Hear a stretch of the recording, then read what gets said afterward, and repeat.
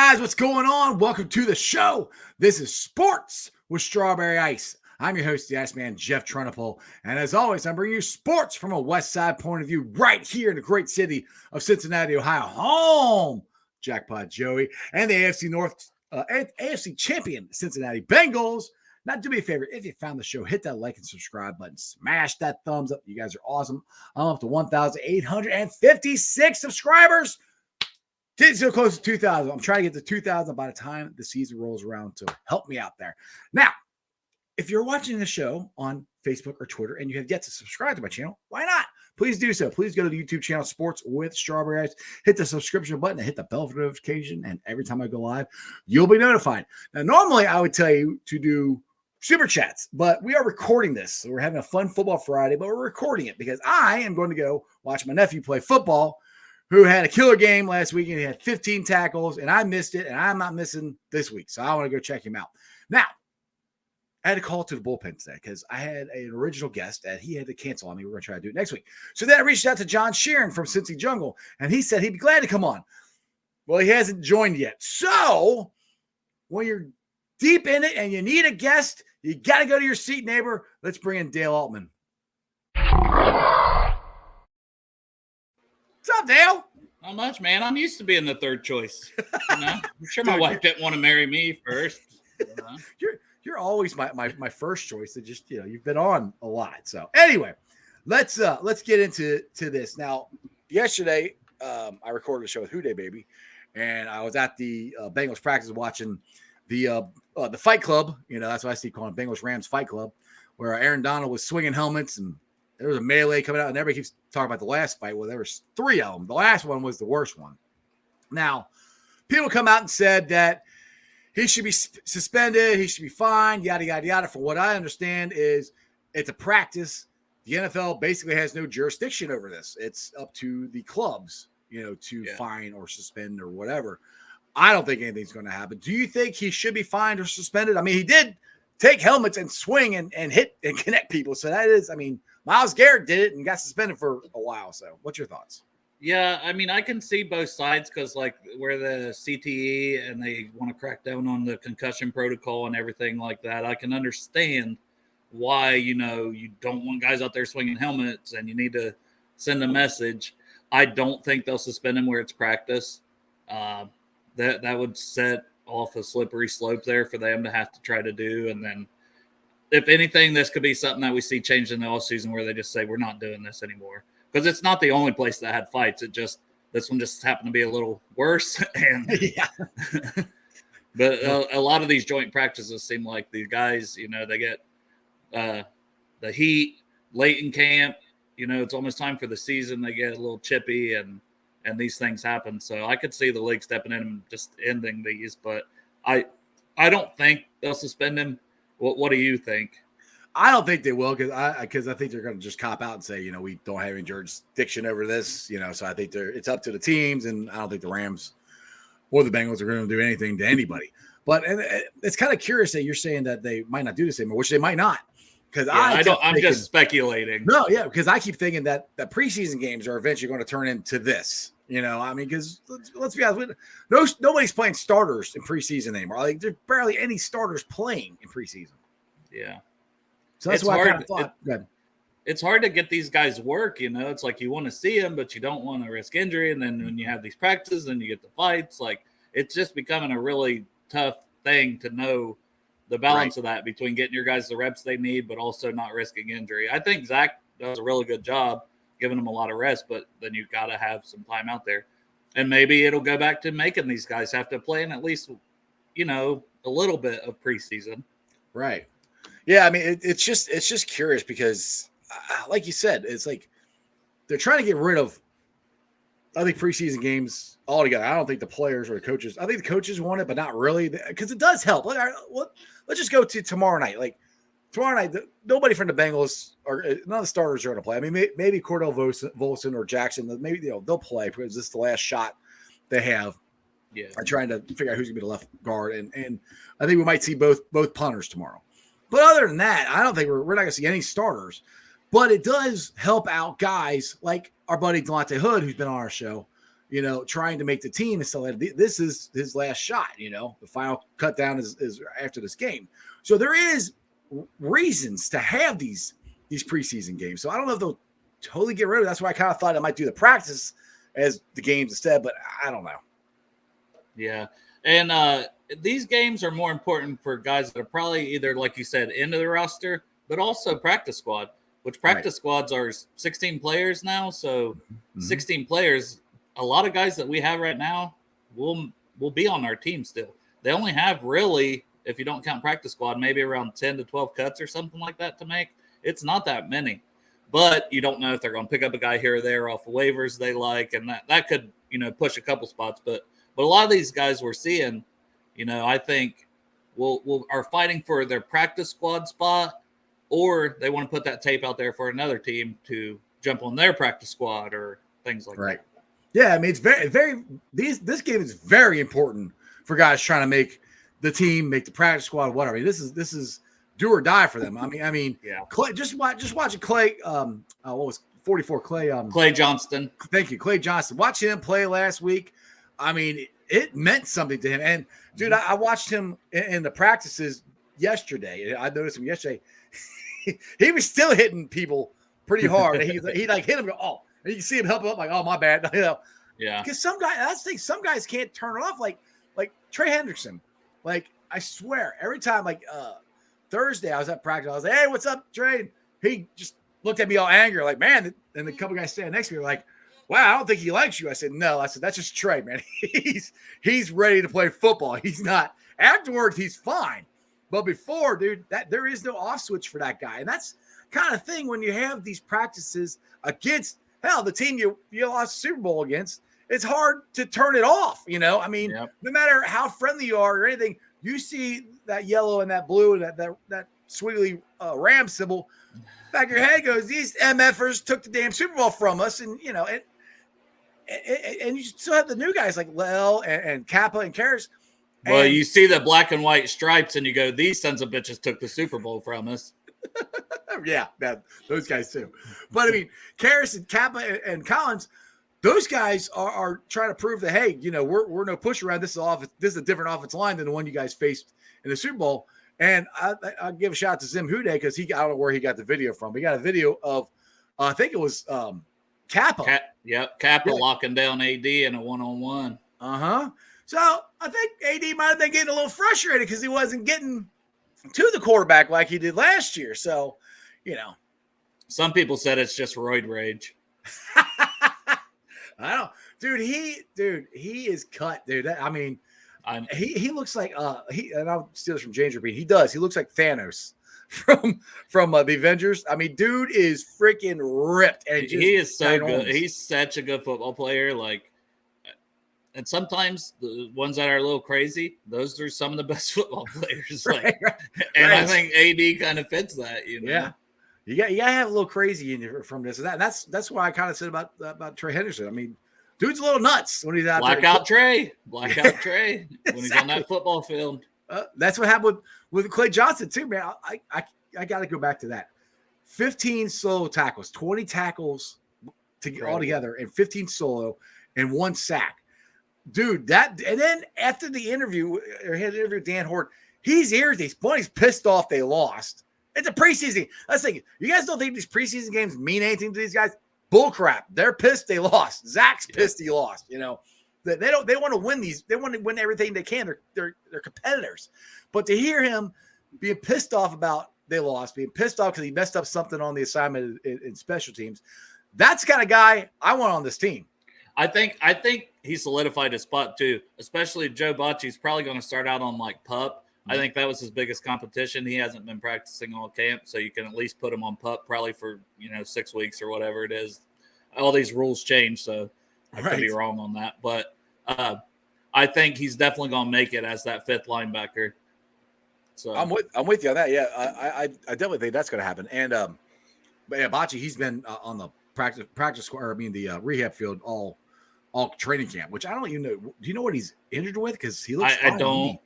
Yeah. I don't, and that's the thing. It's because he was really coming on last year before he got injured. When he had to fill in for Logan, he was very impressive. And And I know like Shane Graham's very high on that guy because he coached at Michigan State. And he's like, that's one of the hardest working people I've ever been around. Like it was Joe Bocci. He's like, and he's just a leader. He's a guy who's gonna, but that's Clay Johnston seems the same type of way. Right. I love what we've done with our linebacking core. Like that was such a huge problem. And in pretty much a couple drafts and some undrafted pickups in a couple years, we've completely turned it around. And all those guys are young and really good. Exactly. You took the words right out of my mouth. That was a great segue there. You're getting better at this. I'm proud of you. Thanks, man. I learned from the best over here. You mean Arrow? No, I mean you, Iceman. I give Derek no credit for anything. But let's get back to the linebacker room because that's what I was going to go next. Is like you said, I think it's going from one of the worst to one of the best in football, and I'm really looking for a big season out of Logan Wilson. I still say if he hadn't gotten injured last year, I think he was on pace to have a shot at a Pro Bowl last year, and I think he could get one this year.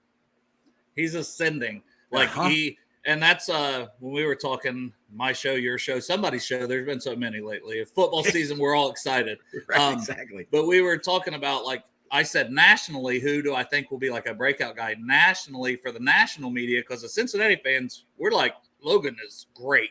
Like we've seen it, we know it. Mm-hmm. But nationally, I think he'll start to get that recognition this year on the scene, like you're saying, has that shot at the Pro Bowl, assuming, obviously everything, he stays healthy. Dude is just so good. He's a great athlete. He has great ball skills. He's all around phenomenal linebacker. He's always around the ball. I mean, if that ball's tipped up in the air and he's anywhere near it, he's coming down with that thing. I mean, he's got really good hands for a linebacker. And he's a good kicker. He's a good backup kicker. Yes, he's probably going to be our backup kicker. I couldn't believe that was one of the videos I did. He's kicking 40-yard field goals like it's nothing. I'm like, yeah. Dude, that's impressive. I feel like he played wide receiver or something in high school. I feel like when he was coming out, that was a big thing that people talked about, So like his ball skills and stuff as a linebacker, he played wide receiver. He has good hands. Like he has that awareness. He has that vision. So I love Logan Wilson. I mean, I've got his jersey, yeah. If I'm gonna spend $100-something, I gotta really like that player and be sure they're not gonna change their number. That's the only reason it's held me back from getting a T. Higgins jersey. I know that's what I keep telling his dad. I'm like, I want to buy one, but he's like, he keeps saying he's not gonna switch it. So that's my next jersey is T. Yeah, but that's how Eric's gonna get you to buy one of those 85, and then you gotta buy the 5 when he switches to Eric's smart, man. Right, exactly. I'm like, come on, Eric, what the hell? No, but let's talk about T. And I think you want to talk about another breakout player. I think T might have a breakout year this year. What's to even break out? Huh? He's balled out for 2 years. Dude, okay, put this way. I think he's gonna get more recognition this year. I'll put it that way. Because last year I kept talking about Jamar. And I kept going, T's not bad either. T's pretty damn good. I think that might be the thing where he gets the recognition that he deserves because he has just been killing people out there. He mosses people almost once a practice. That's it. For him to not get on You Got Moss last year was ridiculous. It was a travesty because I can't remember which game it was. The Ravens, remember? Huh? The Ravens too, like the Ravens before the half. That one. Was that it? Was that the game? Okay. I mean, he had several, but I was one of the ones we were talking about. I'm like, dude, he's gonna be on You Got Moss, and nope. I'm like, seriously? Like, how in the hell is he not on there? I think a big thing, like you're saying, for the national recognition would probably be if he gets more like tutties. Like we weren't very good in the red zone. Like that's something we need to be a lot better at.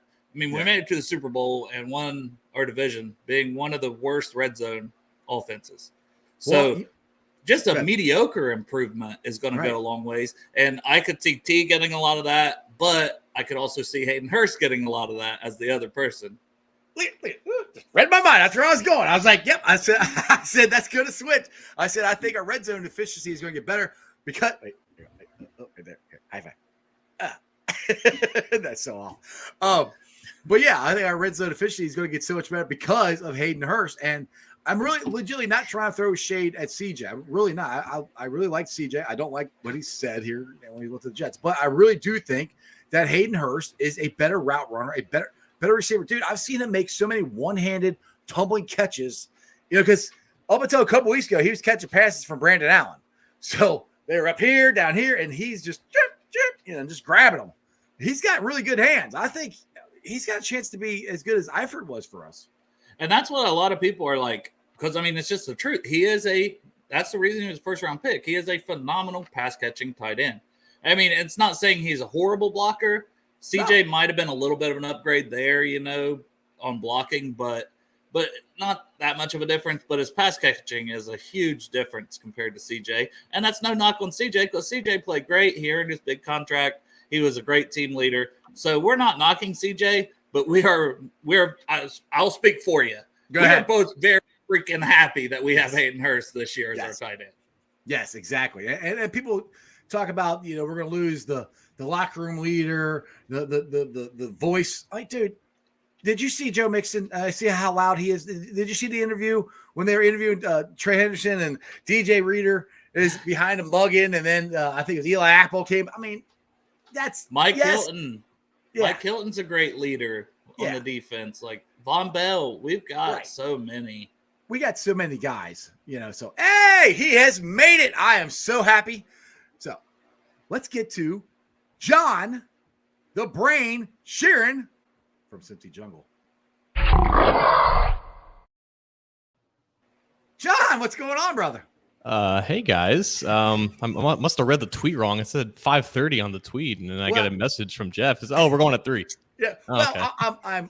We're recording this now, so it's gonna play it. Gotcha. Yeah. That's what I told him. I told him when I got on here before we started recording. I said, "I bet John thinks it's at 5:30." That's I said to him, like, "Oh crap!" Because I'm like, "No, I meant we're gonna do it at 3 o'clock." My bad, man. Because I'm trying to go watch my nephew play some football tonight. Okay. So that's why I had to do this early. Little Friday Night Lights action. Yes, sir. I try to. It's a senior year, so I'm trying to go watch as many of his games as I can. So I appreciate both of you coming on. Like I said, beginning of this, I had an original guest who there's a kind of a big story that has come up that he's following that I can't. That's the reason he couldn't come on today, which rolls me into this is little tease. Yeah, well, Ariza, the punk god, the guy I wanted the Bengals to draft. Thank God they didn't listen to me. Is all I gotta say. That's the story that my guest is following, but everybody else is following it. So, I mean, I don't know about you guys, but I'm very happy we did not draft him. Drafting a punter in general is kind of interesting in itself. It was weird when he was projected to go in the 4th round, I think. Then he didn't.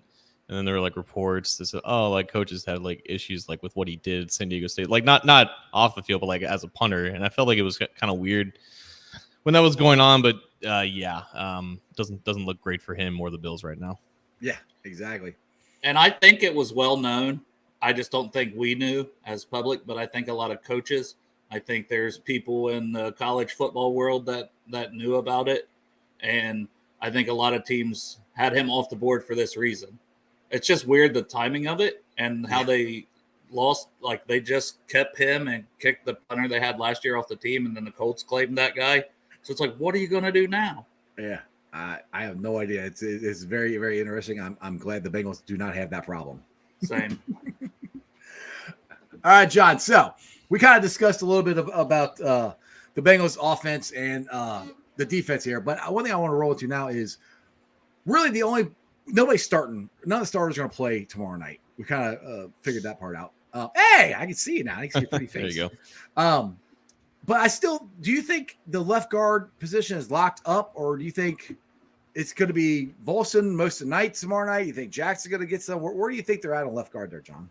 I don't see how giving him the practice reps on back-to-back days when they deem those Rams practices to be their official tune-ups. I don't see how they can give him all of those reps with the ones and then A, have him play the final preseason game when it's all backups, or B, just not be down that road to eventually name him the starter. You're talking about Volson. Yeah, Volson. So if it was if they were splitting him with Jackson at this stage, I feel like maybe it could still be up for debate. It just feels like it's a foregone conclusion that it's Volson, and they don't have to make the announcement if they don't want to.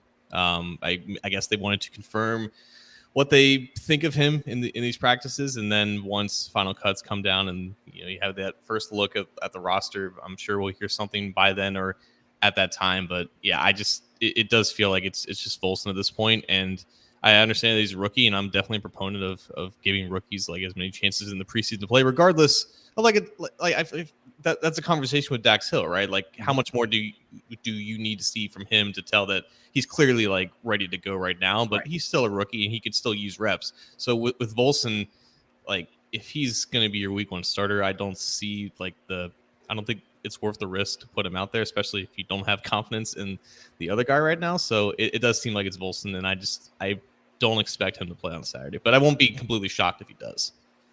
What do you think, Dale? I think he's got the starting job locked down, like John said. I think Carmen, I'm not even sure he'll make the team. I mean, I think he's probably going to make it, but if somebody came and offered a 5th round, 6th round pick, even at this point, if you know he's not the guy, I'd get back some draft capital. He's not panned out. He's not looked good when he's been given opportunity after opportunity to be the starter. They wanted him to start last year. Didn't work out. They wanted him to start this year. Didn't work out. Volson at least has shown some flashes that I think, let's put him out there. And I love that about Zach Taylor. He actually plays rookies. Yeah. We weren't used to that for a while. Yeah, Marvin would never play him. No. They'd have to be in the league for 2 or 3 years before he'd actually start playing them. But I could see Volson playing or not playing tomorrow. But I also think Carmen will probably definitely play and play a lot, because you got to see, is this even a guy we want to go forward with at all? So is that a sign? If just say, none of the starters playing, just let's say, I think Volson will play some. He's a rookie.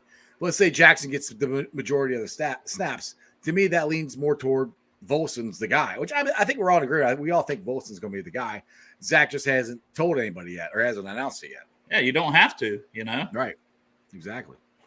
So let's roll into, we got Jesse Bates. He showed up this week, which to my own horn, I kind of said that this might be the week he showed up. Now I was thinking he's going to practice against the Rams. Now that doesn't make any sense at all why he would do that when he just got the camp. But anyway. So you gave yourself credit and then also said how terrible you were. Yeah, exactly. I did it both ways. So, I give myself credit that I cut myself down too. Try to keep it even here. Life is balance. Yes, exactly. So I think it's kind of like how I said that Joe Burrow's knee injury was a blessing in disguise. If he doesn't get hurt, we don't get Chase. I always think Jesse holding out is a blessing in disguise, because Dax got so many reps at safety, and he can also play corner and everywhere else. I think that's just going to help even more going into the season. Because we know what Jesse Bates can do. That 3 safety look is going to be awesome. I mean, is it a blessing in disguise, or am I just shooting off the hip there, John?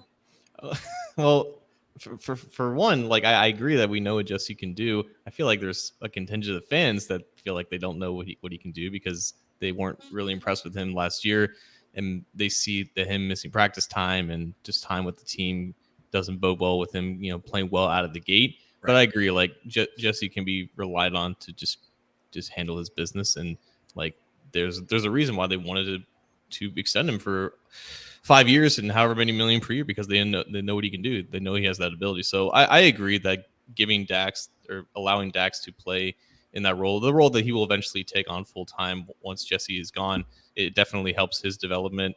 And I guess the downside is when you're talking about integrating Hill with those 2 other guys on the field at the same time. Now, like that process of utilizing those 3 safety looks in practice, that was delayed and it's pushed back until now, or I guess whenever Jesse returns for full 11 on 11 work, which could be within the next week or so. So you lose time with that and like fully integrating all of them at the same time. But I do agree that having Bates be off on his own, make sure that he's healthy, he's in good shape, and giving Dax those reps is definitely a win-win. Go ahead, Dan. I love what I've seen out of Dax Hill. I mean, and there's a reason he was a first-round pick. I honestly thought he should have went higher in the draft. I mean, talent-wise, I had him right there with Kyle Hamilton, and honestly, he might end up being better than him. But, I mean, we're going to have so many ways to utilize him. It's great, and I love that he's such a good blitzer, because you could have, like him, Mike Hilton. Lou Anarumo has a lot to work with. Let the mad scientist cook. That's the way I see it. Exactly. And we haven't heard from everybody was more excited, it seemed like, at training camp or beginning of training camp about Cam Britt-Taylor. And he's gotten injured, so we haven't seen him as much as we'd like to. But he's going to come back. Cam Taylor Britt, my bad. I do that every time. Cam Taylor Britt. But this secondary, I think, now I'm going to give credit to Ace here. He's trying to call the three guys, Bell, Bates, and Dax, BBD, Bell Biv DeVoe, if you guys don't know what that is. But I think the secondary in general has a chance to be a top 5 secondary. Realistically, I know people are like, well, we got Eli Apple. Like, well, I think Eli Apple is going to improve, in my opinion. If not, Cam can hopefully take over. What's you guys' thoughts on the secondary moving forward? Yeah, I think when they're going to be in dime, which is 4 defensive backs, 1 linebacker, like I feel like that unit specifically is probably the best in the NFL, just because 2 good safeties. Obviously, your 3 starting cornerbacks are up there amongst like above average, and then you have Dax as that 6th defensive back or 7th defensive back. Like it's hard to really top that, just the raw talent that you have, and you have a lot of investment there, sure, but I think Dax in this current iteration of the defense, the ability, we've already seen him being used all over the place. Like he was mainly at free safety, but he's been in the box, like Dale mentioned. He was up close to the line of scrimmage blitzing, and he's pretty apt in those roles because that's what mainly he did at Michigan. So yeah, just having him close to the line of scrimmage, being where he was more times than not in Michigan, it creates a strength that you didn't necessarily have last year. And to your credit, like Lou Anarumo has done well at minimizing some of the best offenses in the league just with what he had. And now you have a situation where you can go heavy with defensive backs. So you can only have 1 linebacker on the field. You can get creative with some of those pressure packages. It allows a new wrinkle that you didn't have before. And it really goes beyond just, Dax Hill is like the future replacement for either Bates or Bell. At this point, it's probably Bates, but just a guy that you just simply didn't have before at your disposal. And it creates a lot more options. Yeah. I am, Eli Apple has looked good and flashes that I've seen. I haven't been able to get to camp or anything. But Awuzie, I think Pro Bowl this year wouldn't be out of the question at all. He played very, very well last year and seemed to just get better as the season went. Played phenomenal in the Super Bowl. Really hoping that he gets the recognition he deserves this year. Apple, if he can step it up. Cam Taylor-Britt, I don't know how long that guy's going to be out. I don't know if you guys have heard, but that dude is so athletic. That'll be great to see him back. John, have you heard anything on how long he might be out? I'm sorry.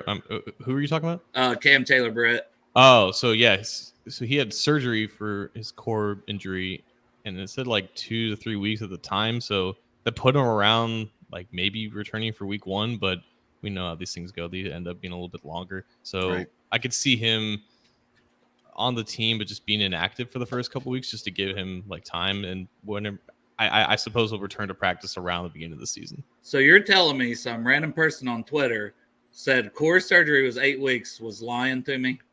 8 weeks?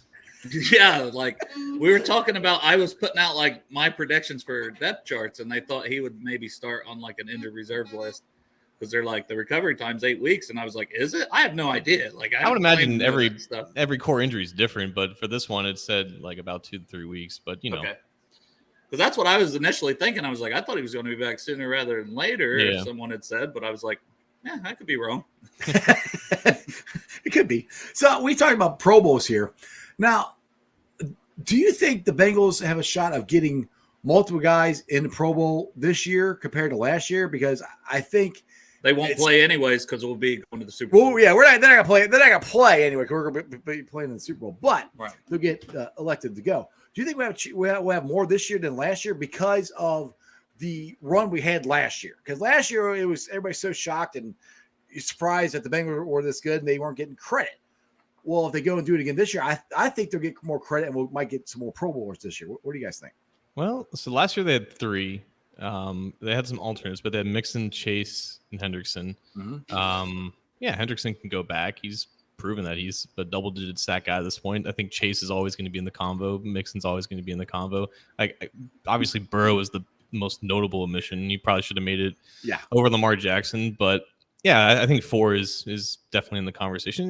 I think it goes beyond just the Bengals being like good and relevant. It's like it's also there's a sense of popularity too, and the more that the voters and the fans get to see the Bengals play, and they have 5 primetime games this year, I think that bodes well for them too. So it goes beyond just them remaining at the top of the AFC because they were good last year and they deserve some more recognition in the ballots and whatnot. So long as they perform well when everyone's watching, they'll definitely have a chance to get more than 3. Yeah, I was just mentioning Awuzie, and before John got on, we were talking about Logan Wilson. Like, we think that could be another guy that Sure. gets that Pro Bowl nod this year. So, I mean, there's two more you could see along with everybody else that John was talking about. So, yeah, I think we'll have more. I think at least one or two more, probably, assuming all things go well. You just never know. And maybe Bates plays so well because he's got a lot of reasons to play really well. Yeah, He exactly. A whole lot of he's got every reason to play really Look, well. If Bates can play like he did in the playoffs, he's going to get his bag. If he can play like that the whole season, yeah, he's going to be the highest paid safety, and the Bengals will not re-sign him, which I'm fine with. I want him to play that good. Then go get your money. That's cool. If you play that good, we got a really good shot of winning the Super Bowl. And could DJ Reader finally get some respect? That's the sad thing, though. It's always sack numbers and stuff like that. Like, it go watch his game in Tennessee. Run-stuffing nose tackle should be in the Pro Bowl, and he's one of the best. Go watch the playoff game in Tennessee. See whose number they call more than anybody's is 98. Go ahead, John. Yeah, I mean, Reader would have to like lead the league in tackles. I feel like to make a Pro Bowl because I mean that's bullcrap. I mean, it's the first like stat that you see. Maybe it's sacks for defensive tackles too. Yeah, because he's officially labeled as a defensive tackle in the ballot, and you know the whole system is pretty archaic at this point. We have so many other ways of judging, engaging, performance of play at some of these positions. So he just kind of gets left out because of his position. It's like the top 100. It's like, it's so stupid. No one cares. Like Whitworth came out and said that. He's like, that's such a joke. He's like, but it is what it is. It gives guys like us something to talk about. There's not much going on. Exactly.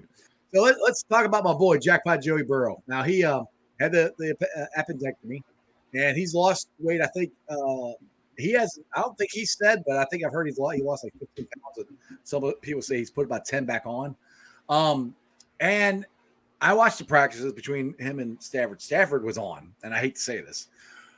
Not the Burrow looked bad. Jackpot looked good, but not as on point as Stafford was because Stafford's been playing, the whole training camp. Do you think that's going to hold him back? I personally don't, because he had 3 snaps last year in preseason, and we know what happened last year during the season. What do you guys think? You think Joe's going to get off to a slower start, or he's just going to, jump from the get-go? I don't know, man, because I don't know. Like, I mean, we haven't seen that much of him ever since he came back. Like, we've seen some clips, but not everyone's at practice and whatnot. It feels like it might just be the velocity thing, just generating torque in some of those throws, and maybe that'll take some time to kind of come back. I think with last year, like his biggest issue was kind of feeling the pressure and being able to manage it because he didn't fully trust that knee. If for this, it's just ramping up the physical part of like getting the ball down the field. I feel like there's not going to be that much of, I don't want to say drop off. There's not going to be like that much of a concern in the beginning. Like, and even if there is, I don't think it's going to last as long as it did last year for him to get reacclimated and to feel like himself. It'll definitely be an adjustment, and he's going through that right now. But I don't think we're going to see like the same type of skittish like Burrow. I don't want to say skittish, but like over dramatizing what it is. Like we're going to see more comfortable Burrow in week 1 compared to last year, I would say. Yeah, I think he'll be good. I think he'll be just fine. He's still got a couple weeks to get his health fully back, and I think he'll ramp up. He'll be thrown with those guys. They'll be practicing. They'll get their timing back. They're going to be just fine. I'm not worried about it. We're going to dominate. We're going to dominate. I love it. Now we got the last preseason game Saturday night. Then we have college football. The Bearcats are starting. Are they playing Labor Day weekend, John? Am I correct on that? Playing the Hogs in Fayetteville, Arkansas. Yeah, that should be a pretty interesting game. I'm pretty psyched up for that one myself. And I think if they can go down there and win that one, that bodes pretty well for the beginning of the season. What's your thoughts on their chances of going there? I mean, it's literally like their only ranked opponent on their schedule. So if they don't win that, then they can forget about any type of aspirations for this season. Right, that's true, right. But I mean, like it's going to be like their best matchup, so it's not a guarantee that they win. It's just like this is like their Notre Dame game of the season, even though it's not billed as like that high profile of a matchup. But yeah, it'll definitely set the tone because at least in the last couple of years, even when they were good, they definitely kind of started off a little slow out of the gate. I even remember last year against Murray State or whatever. It was like a game for 3 quarters. Yeah, I'm like, that's the game I actually got to go to. I'm like, come on, can we crush these guys already? and now you don't even know who the quarterback is, so you don't even have that continuity with all the other guys who were seniors last year. So I have no idea what type of team we're going to see, but I have faith in Fickle. I have faith in Fickle too. Now, don't worry, Dale. I'll let you talk about your Buckeyes. who are they playing in the first week? Notre Dame. There we Top 5 matchup right off the bat. Marcus Freeman. James Laurinaitis is on their coaching staff now too. Wow. With Marcus Freeman. At Notre Dame? Yeah. Really? I didn't know that. Okay. So 2 former Buckeye linebackers Wow. are leading the charge at Notre Dame, coming into Ohio State Stadium, and that is next Saturday. So should be a pretty good one. I'm excited for it. You guys, I'm just excited. We're gonna have like real football here next weekend. I can't wait. I'm so ready for college football. I'm so ready for the NFL because I'm a huge baseball fan, but the Reds have just stunk this year, and I don't think they're going to be any good for a couple years. I think they might be in a couple years. We'll see. But it's so nice that football is going to start. We got that wrapping up, and I don't know if you know this or not, but Dale's got a new podcast called the Brew Jackets. If you're a hockey fan at all, if you like the Columbus Blue Jackets, you jump on there. I was able to jump on there 2 weeks ago and talk hockey, and the Blue Jackets are pretty good. So every team in the area is good except the freaking Reds, and this is the best time of year to be a sports fan in Cincinnati.